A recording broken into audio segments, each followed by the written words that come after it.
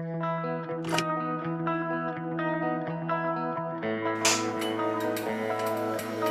día me preguntaron, ¿por qué eres del PP? Que no te entienden, que si estás perdiendo el tiempo. Y veréis, para nosotros no es necesaria ninguna explicación.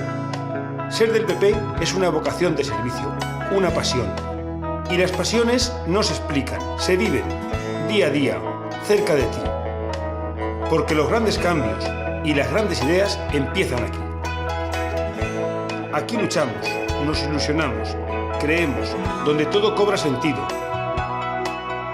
Aquí comienza todo. Una amistad, un equipo, un compromiso.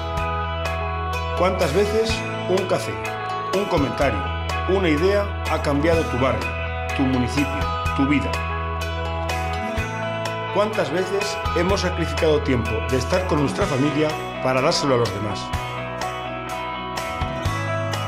Aquí reunido con mi Sanedrín se me pasan las horas, porque nos unimos no para estar juntos, sino para hacer algo juntos.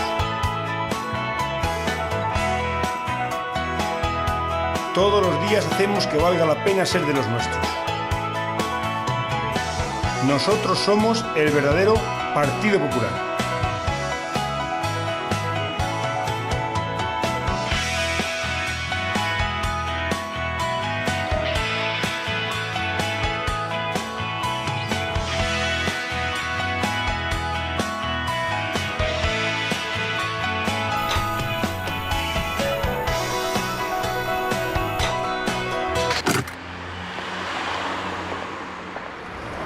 Hombre, Benjamín, ¿qué tal va esa vida? Muy bien. Oye, dime, ¿qué has hecho yo en el PP? Intentar arreglar el mundo, tú lo sabes. Partido Popular. Juntos por un gran país.